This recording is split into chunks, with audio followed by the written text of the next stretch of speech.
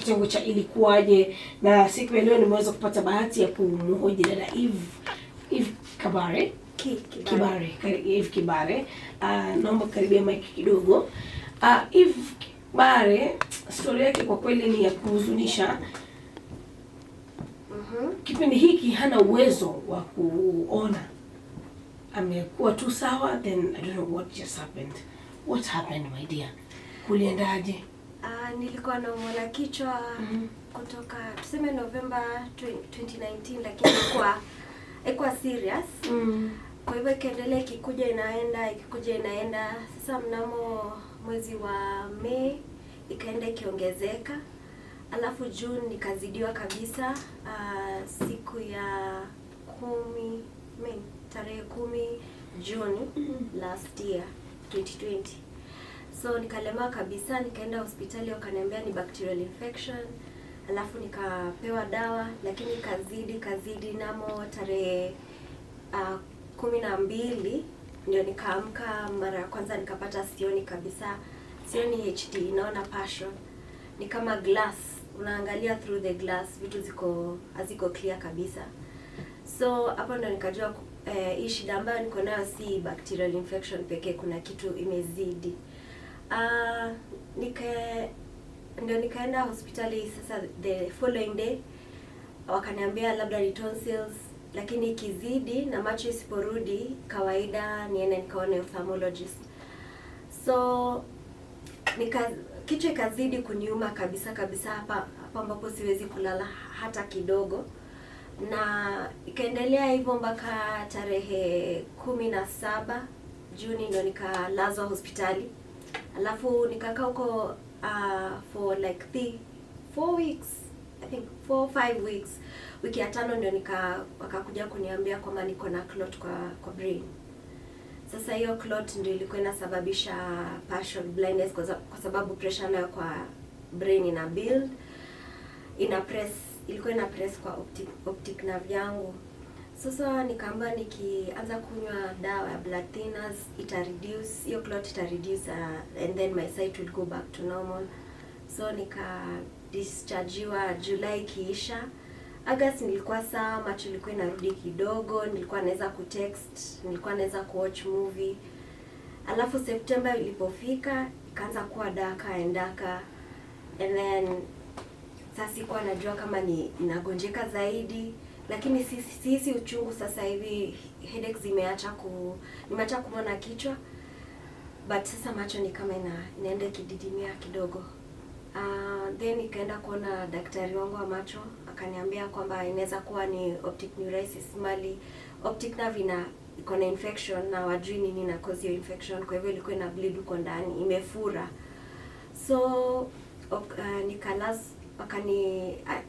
wakaniweka on steroids for 3 days. Alafu wakaona haifanyi kazi, nikaadmitiwa tena KU. Kwa kupelekwa KU nikaambiwa I'll be scheduled for surgery, ndio waweze kuweka shunt kwa brain kama pipe itatoa ile excess pressure kwa brain ipeleke kwa tumbo mali ambapo hapatumiki for digestion. So October after hiyo surgery sight haikurudi, ilikuwa tu inaenda ikididimia. So by November ikianza last year nilikuwa in total darkness, and that is how I ended up losing my sight. What? How is it for you, my dear? How old are you? I'm 32. Okay. Yes. Yani umeona maisha yako yote then boom. Yes. Well, the first chapter is scary because you feel like you're losing everything all at a go. Yeah. Ilikuwa inafika mahali ambapo naogopa kulala kwa sababu naona nikilala nikiamka kesho itapunguzika kidogo. Kwa hivyo nikikaa macho itabaki vile ilivyokuwa, lakini unajua pia unazidiwa na uchovu na madawa. So I felt like I lost everything at first because I had to move out. Nilikuwa naishi peke yangu, nikakuhama nikaenda kuishi na sister yangu. Then biashara nilikuwa na run biashara. Yeah, I had an online lingerie store. So that could not work again because I needed a lot of visual to do it, to run it. I was running it by myself, and I was and as a, in my profession I'm a film producer by profession. So pia hapo siwezi fanya hiyo kazi tena. So najiuliza sasa nimepoteza macho na nafaa kufanya nini next. So that was really heartbreaking for me and my mom, also my sister, and to the point that I've become totally dependent. Yes, naweza songa kwa nyumba, juu nilikuwa najua vile nyumba inakaa, lakini sasa kutoka nje move around, siwezi enda town vile nilikuwa nimezoea, siwezi fanya vitu vile nilikuwa nimezoea. Hata kwenda hospitali lazima nipelekwe na mtu, kwenda shopping lazima uende na mtu. Vitu vidogo inabidi usaidiwe na mtu mwingine. Huwezi jitoa tu kwa nyumba useme naenda hapa, unless unatumia taxi. Na saa zingine pia taxi kutoka mali unaenda, ukifika kwa ground lazima mtu akutoe from point A to point B. So that was, the beginning was hard. So I resigned, sikuwa nafanya vitu. I was not doing anything. I was just staying in the house, and what kept me going was audiobooks. My friend brought me audiobooks, so alikuwa ananiletea every week na kusikiza muziki kwenye radio. But nikiendelea finally nika join rehabilitation for the blind pale KIB. Nikifanya miezi 4 ikafika mahali nikaona hapana, this is not for me. Kwa sababu unaenda rehab unafanya braille, yes, lakini hiyo braille unajiuliza sasa hii braille itanisaidia aje? Nitaweza kupata kazi kweli? Nafanya computer packages, lakini nikimaliza hii 9 months kwa rehabilitation, what is the guarantee that I can go back to the society and be an independent person? I can earn a living. Because kwa sasa niko kwa msaada pekee. Ni mtu akinikumbuka anitumie 1000, mwingine anitumie 200, hivyo sasa ndio naishi. Na inakera wakati mwingine juu bado niko naenda clinics, bado nanywa dawa. So inafika mahali haujichukii, lakini maisha inakuwa ngumu na sikupenda kwako. Na as much as watu siwezi sema imekuwa a hard journey altogether, because marafiki wangu wa karibu walibaki na mimi na wakanisaidia, wanakuja kuniona once in a while, wananitumianga voice notes here and there. So ijakuwa a lonely road, it's more complicated. Yeah. Wow. Unajua kuna safari moja niliweza kuwa na kipindi na nilikuwa nauliza wasikilizaji ni kitu gani mtu mnaofia zaidi, na asilimia kubwa mtu anakuambia mimi naogopa kwamba siku moja niamke kwamba siwezi kuona. Umeelewa Kwa sababu ukipoteza macho Masawe wakati huu kutoka kwako nyumbani, sema unataka kwenda tu kwa duka hapo karibu, lazima uende na mtu. Kwa sababu kuna nduthi, kuna watu, na watu huwa wa respect that you're blind. Hata ukiwa na white cane hawakuondokei na hawakuguide. Kila mtu akona story zake, kila mtu anatembea kivyake. Watu wachache ndio watakusaidia kutembea. Unaona vitu, na wewe ni mzazi, uko na watoto, unafanya kazi, maisha yako iko sawa, alafu upoteze sight. How do you provide for the family? You know your life has just come to a standstill. Very few employers keep you at work. Kwa sababu now you become a liability more than an asset. So ni wanajiuliza sasa Masawe tunamleta job aje? Sasa inabidi tuongeze pesa kumshughulikia. Unajua even too strong. Too strong. Unajua mimi shikatama nikikuangalia and then you're very positive. History yako imeendaje? I mean, how did you accept the sad truth? Umeelewa? Yeah. The sad truth ni unaamka kila asubuhi unafungua macho, umetoka kuota ndoto tamu kabisa, unajua sasa leo nimemiss kukula hii. Juu nilikuwa pia nimezoea kuishi peke yangu. Unaamka unapata darkness. Unafunga macho tena unajifunikia, unasema hata siamki sai. Lakini ikiendelea hivyo unajiuliza sasa, hata nilie mpaka kesho kutwa, macho nitakosa kuwa kipofu, macho itarudi? Hapana.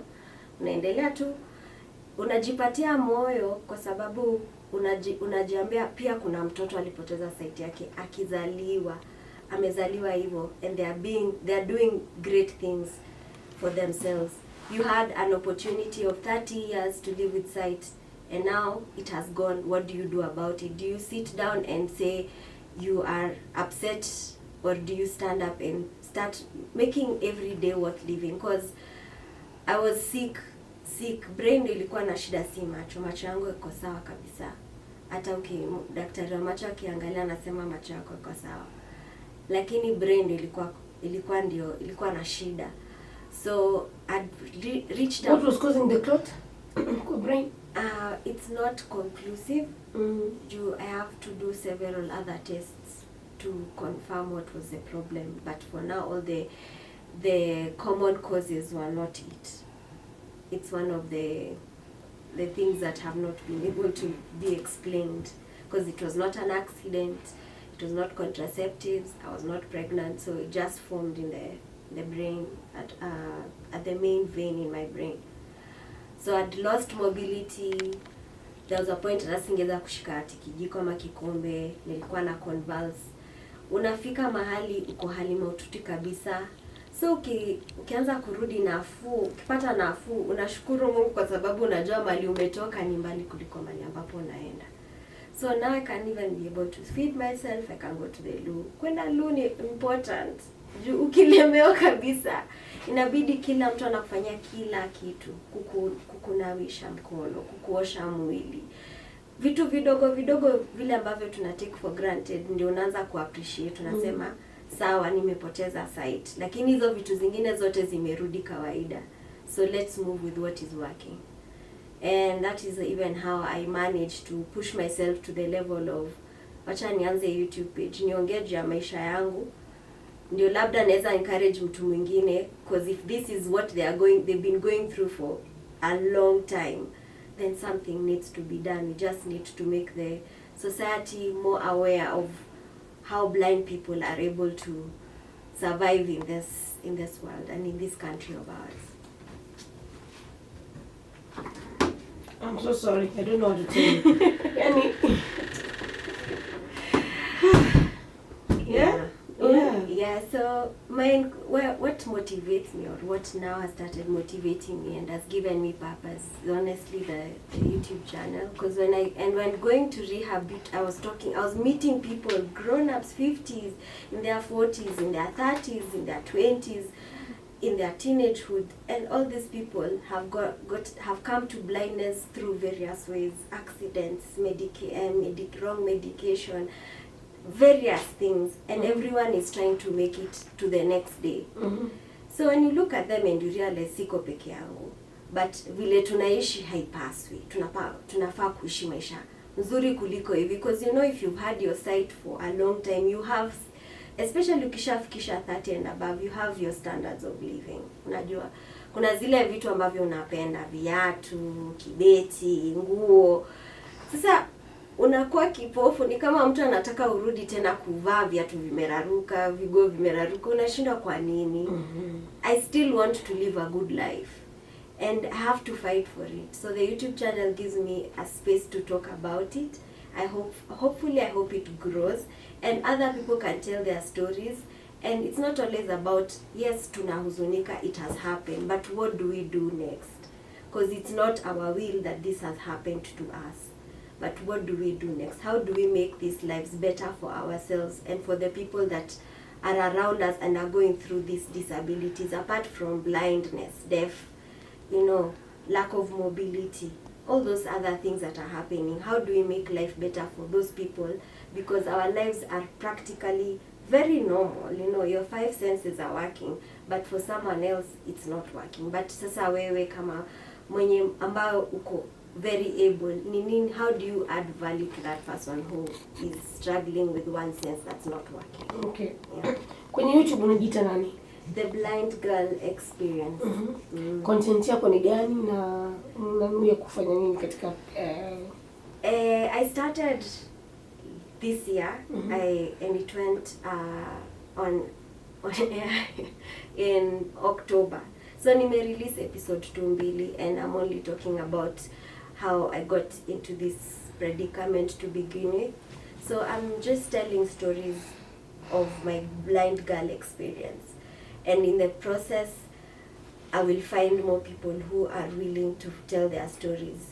And therefore, we can now be able to create awareness on how to treat people who are blind. Because I realize vile nimekuwa blind, hakuna mtu anajua nini afanye nini na mimi. So, mtu akipanga kitu tuseme kama anataka to meet, ananiambia sasa hivi utafika aje huku.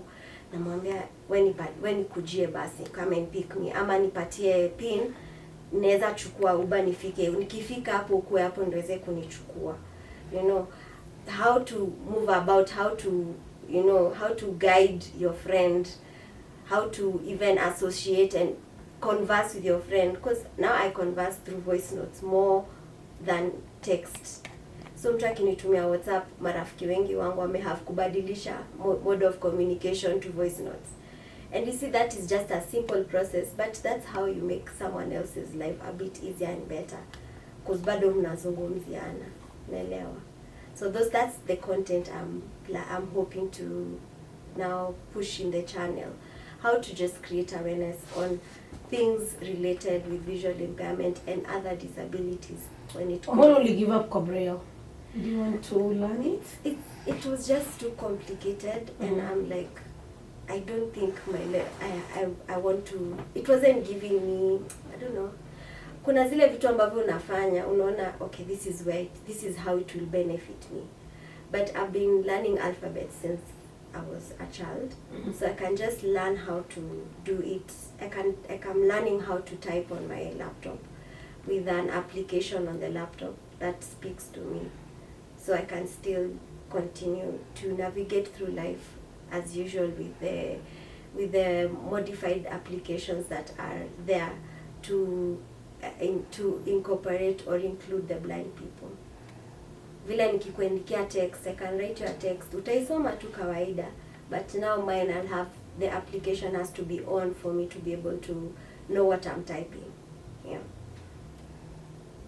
So I still found a solution for living and moving on with life. Currently ni kitu gani ambacho una struggle nacho zaidi? Movement. And then also logistics too. Logistics, it's the biggest problem.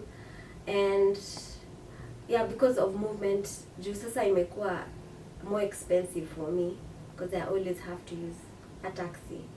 Because sometimes it's chaotic to move from one end to another through public transport. Kwa sababu the noise is too much. There are people moving about, kuna wale watu wa mkokoteni, kuna nduthi. It takes me so much time to move from one place to another. So if it is like vile nilikuwa nakuja directly to here, I'd rather use just a taxi than using public transport. Because even I get anxiety attacks due to